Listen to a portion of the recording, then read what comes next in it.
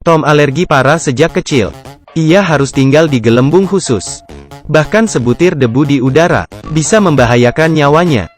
4 tahun kemudian, ia baru bisa dipindahkan ke rumah. Ada anak iseng melempar bola. Tapi, ternyata ibu Tom lebih iseng. Orang tuanya membuatkannya kamar gelembung.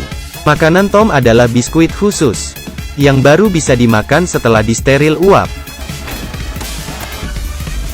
Meski Tom muak makan itu, tapi, ia terpaksa demi bertahan hidup. Berkat cinta ibu, Tom tumbuh besar dengan ceria. Tetangganya yang nakal mengejeknya di halaman, dan melemparinya dengan batu. Ibu Tom segera menyemprot mereka dengan air. Semua barang yang Tom inginkan, selalu dibelikan oleh orang tuanya. Tom kini beranjak dewasa. Dia cuma bisa menghibur diri di kamar. Dia belajar main gitar di kamarnya yang tersegel. Tom suka mengelap kaca ketika bosan. Tapi, saat itu ia melihat Anna yang sedang cuci mobil.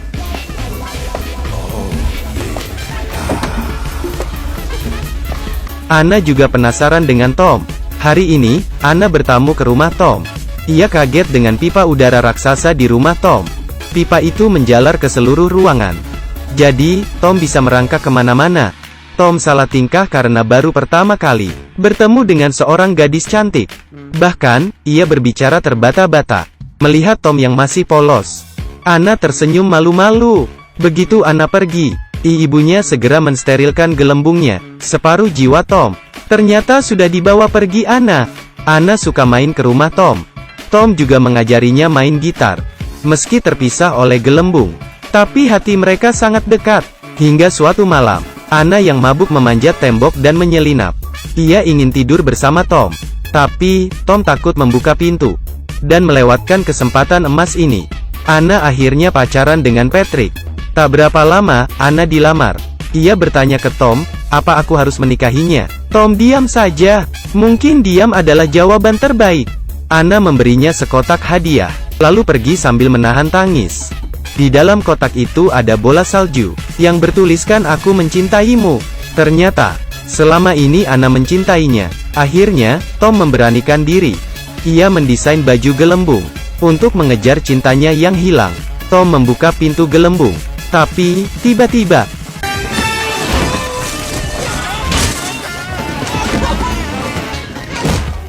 Tom merasa asing dengan dunia luar. Setelah 16 tahun, akhirnya dia bisa keluar. Tom lari dengan antusias di tengah jalan. Ia ingin mengejar Anna, tapi, terjadi bahaya besar. Tom kabur dari rumah dengan baju gelembungnya. Ia jalan di jalan raya. Untung saja, gelembungnya tebal, sehingga ia tidak cedera. Begitu Tom bilang ia ingin mengejar kekasihnya, orang-orang di bus membantunya. Mereka bernyanyi sepanjang jalan. Tapi, karena Tom mengejek agama mereka akhirnya membuang Tom di gurun. Saat orang-orang itu tiba di perkumpulan, pendeta memberitahunya, kalau anak Tuhan yang diutus berbentuk seperti ini. Orang-orang di bus terpana. Saat itu, Tom bertemu anggota geng motor. Setelah Om Garang mendengar ceritanya, ia bersimpati pada Tom, karena ia juga haus akan cinta.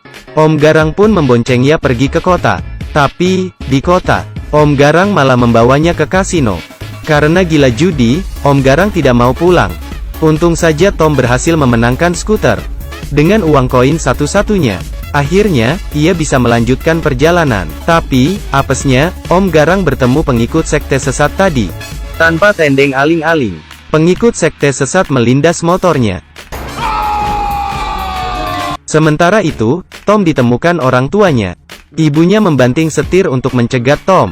Tapi, orang tua Tom tidak menyangka kalau Tom terpental dan masuk ke gerbong kereta. Setelah Tom siuman, ia dikelilingi orang aneh. Paul adalah ketua mereka. Ia ingin merebut gelembung Tom. Tapi, Tom bukan pemakan sayur. Ia menyundul Paul hingga terlempar puluhan meter. Paul pun jatuh dan pingsan. Tom berhasil mengalahkan sang ketua. Mereka pun mengangkat Tom sebagai ketua. Tom memutuskan kabur naik lori. Ia sampai di bar, dan mencari tumpangan. Tapi, orang-orang mengira Tom membawa penyakit. Ia pun dikunci di dalam bar.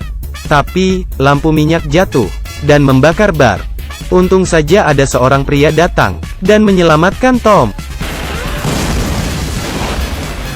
Pria itu mengantarkan Tom, tapi di tengah terjadi kecelakaan. Mereka menabrak seekor sapi, tapi karena pria itu beragama Hindu, ia meratapi sapi itu dan tidak mau pergi. Akhirnya, Tom terpaksa jalan kaki.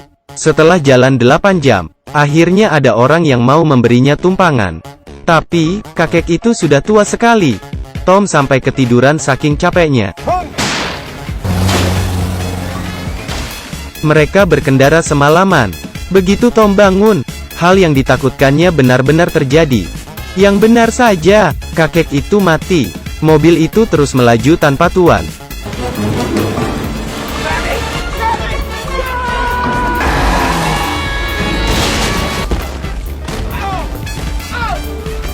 Setelah siuman, Tom ditemukan orang tuanya lagi. Mereka ingin menjemputnya, tapi saat ibunya ke toilet, ayahnya membiarkan Tom pergi. Bahkan, mendukungnya untuk mengejar cinta sejati. Ibunya berteriak histeris karena Tom kabur. Ayahnya mencoba mengulur waktu demi Tom. Saat itu, geng motor mencari pengikut aliran sesat. Untuk balas dendam, pemain sirkus juga mencari Tom. Tapi, Tom sudah berada di pesawat. Ternyata, pilot tua itu adalah kembaran kakek tua yang sudah meninggal tadi. Pilot tua itu tampak bisa mati kapan saja. Pesawatnya terus oleng. Tapi, berkat bantuannya, Tom sampai di atas air terjun. Di sebelahnya adalah gereja tempat Anna menikah. Tapi, tiba-tiba pesawat error dan menukik tajam ke bawah. Pilot tua berhasil terbang menembus awan. Tapi, Tom jatuh ke bawah. Sekali lagi, gelembungnya menyelamatkannya. Tom lari sekuat tenaga ke gereja. Kalau terlambat sedikit saja, maka ia akan menyesal seumur hidup. Saat itu, Anna sedang mengucap janji nikah. Untungnya, Tom tiba di detik terakhir. Anna terbelalak tidak percaya melihat Tom. Tom nekat menyobek gelembungnya dan mencium anak kesayangannya. Ini adalah cinta mati. Karena terlalu lelah dan antusias, Tom pun pingsan. Tapi, tak lama ia sadar. Tapi, Tom merasa napasnya baik-baik saja. Ternyata, Tom tidak alergi udara. Selama ini orang tuanya menipunya. Untuk melindungi Tom dari kejamnya dunia, Tom memapah ibunya, dan memaafkannya. Mereka lalu berpelukan. Ibunya setuju dengan pernikahannya dengan Anna. Anna dan Tom kabur meninggalkan gereja, dan melaksanakan upacara pernikahan mereka. Pemain sirkus, geng motor, dan pengikut aliran sesat berkumpul. Tiba-tiba, kakek muncul sebagai supir mereka. Film ini menceritakan kasih ibu yang luar biasa, tapi cinta dan perlindungan yang berlebihan akan membuat anak mereka terkekang di dunia yang sempit. Mereka tidak akan tumbuh dewasa, hanya dengan keluar dari zona nyaman, baru bisa mandiri dan menjadi kuat. Aku kaki minyak.